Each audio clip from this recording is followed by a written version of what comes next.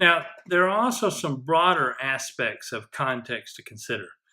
History is context. Every speech is given at a particular time in history, and the events that surround that speech affect its reception. So, George W. Bush speaking after the towers fell on September 11th, those same words would not have carried the momentum and the weight and the importance and been seared on the public conscience the way they were because of the context in which they were given. Another thing that provides context that is a little broader than just physical setting or media or occasion is the history of an issue. Issues have history. If you're going to talk about abortion, it's a long-standing issue that's been argued many different times in many different ways. And as a speaker, it's important that you understand that your audience has already been exposed to arguments, and you need to know what arguments they've heard. You need to know what the general lines of thought are, because knowledge about the way an issue has been treated in the past will help you understand how to treat it now. If you're trying to persuade someone of something different than perhaps what they have been previously persuaded of, you need to know that the history of the argument. It's called argumentational history. It is how an issue has been treated in the past, and that's an essential part of its context. The final realm of context that we're going to talk about for public discourse is the rhetorical situation. It has been described by Lloyd Bitzer as consisting of three parts: exigence, audience, and constraints. And Bitzer believes that all acts of rhetoric are motivated by exigence. Exigence is a problem. It's a conflict. And so Bitzer would derive from that Bitzer would say if we lived in a perfect world, there would be no conflict. And if there was no conflict, there would be no rhetoric. There would be no need to persuade anybody of anything because there would be no conflict. So all rhetoric relies on a problem, a conflict. Now, once we have exigence or a problem, then the public speaker that seeks to persuade folks to address that problem in a specific way will address an audience. And it's important, this audience has to be people who can change the problem. Maybe you change their belief system and that affects the problem, or maybe you change their attitudes and that affects the problem, or maybe you encourage them to take direct action and that affects the problem. The third factor in rhetorical situations is constraint.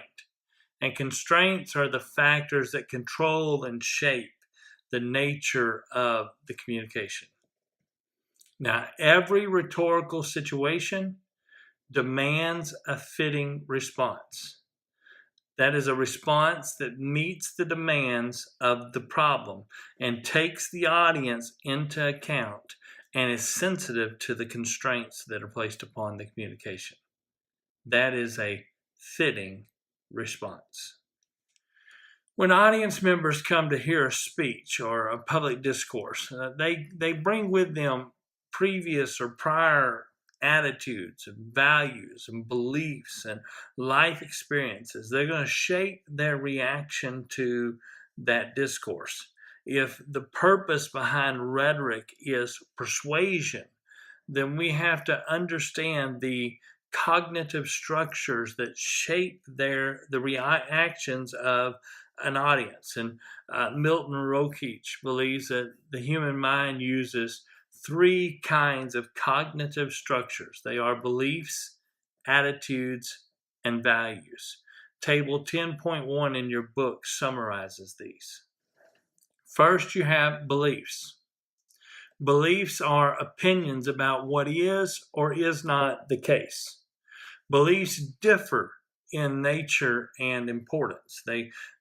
Some beliefs are more important than other beliefs. As a matter of fact, we rank beliefs in two classes. There are core beliefs. Those are fundamental beliefs that are held for a very long period of time. And they're very important. They're core fundamental beliefs to a person. For you and I, the belief in the oneness of the Godhead is a core belief. It's a fundamental belief. It's something that we hold dearly to, that helps shape our identity. It helps shape our understanding of the world. It is a foundational belief that we value highly. And core beliefs are highly personal. They're near and dear to your heart. It's a belief that is not very easy to change and not very easy to let go of. This is not like some frivolous belief system. This is, when we get into your core beliefs, we're getting into the things that make you who you are. Then there are peripheral beliefs, and these are relatively inconsequential and less important beliefs, and because of that, they're less resistant to change. They're easier to persuade. So if you had a belief that Aaron Rodgers is the best quarterback ever in the history of the National Football League, and somebody presented you with data, with evidence that said that is not the case, that the best quarterback ever in the history of the National Football League was Joe Montana, and here are the stats to prove it, then that belief is a changeable belief. It's a peripheral belief. It's not all that important. It doesn't change who you are. And so you could evaluate the data and you could arrive at the conclusion that your belief about who the greatest quarterback is has to change. Now, after beliefs, the second structure that shapes our response is attitudes. Attitudes are opinions that link an individual to a topic. Attitudes predispose us to respond in a particular way, and attitudes have three dimensions. There is a cognitive dimension. That is what an individual knows about a topic. There are X number of hungry children in America. That's cognitive. There is the affective dimension, what an individual feels in regard to a topic. So if I'm appealing to the cognitive dimension, I'm going to appeal to facts, what you know. But if I'm appealing to the affective dimension, I'm going to appeal to emotions. And then finally, there is the behavioral dimension. And that's what an individual does in regard to a topic. And if I'm trying to change your behavior, I'm appealing to that behavioral dimension. But all of those, your cognitive thoughts, the what you know about a topic, how you feel about a topic, and how you behave in relation to that topic, all of those are what shape and form your attitudes. The final structure that influences your reaction to public discourse are your values. And values are general and enduring opinions about what should or should not be the case. You have an opinion, and that opinion is long-standing. That is a value. And so you have a value system by which you gauge the world. You have a value system that shapes your response to public discourse. There are three ways that a public speaker can influence their audience. They can do it through internalization, through identification, or through compliance. Internalization occurs when audience members incorporate the message context into their belief systems.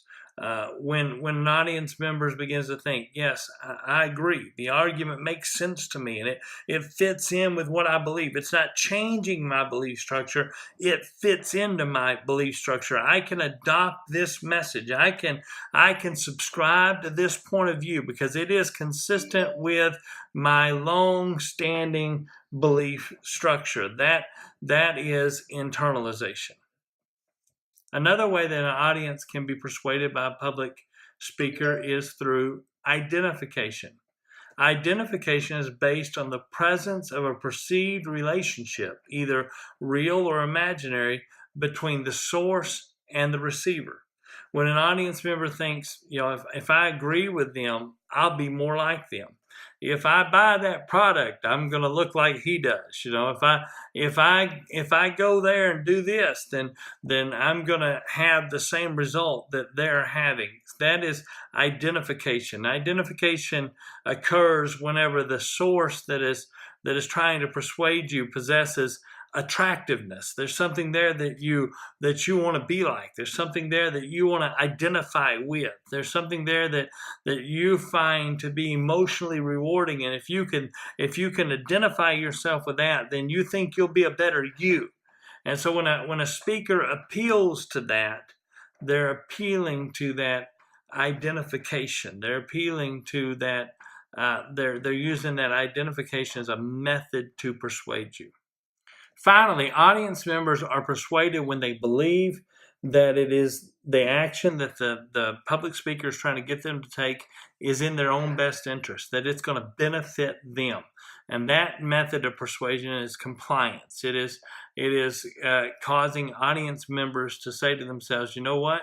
It's in my best interest to do what he's asking me to do. It's the preacher saying, if you want to get closer to God, read your Bible, pray, fast. And if you're a young person, you're going, you know what, I want to be closer to God, that appeals to your heart. And if I comply to these things, if I read my Bible, if I pray, and if I fast, I'm going to get closer to God. And I see some benefit in that. So I'm going to assume I'm going to comply with the request of the speaker. I'm going to do what they're trying to get me, what they're trying to persuade me to do.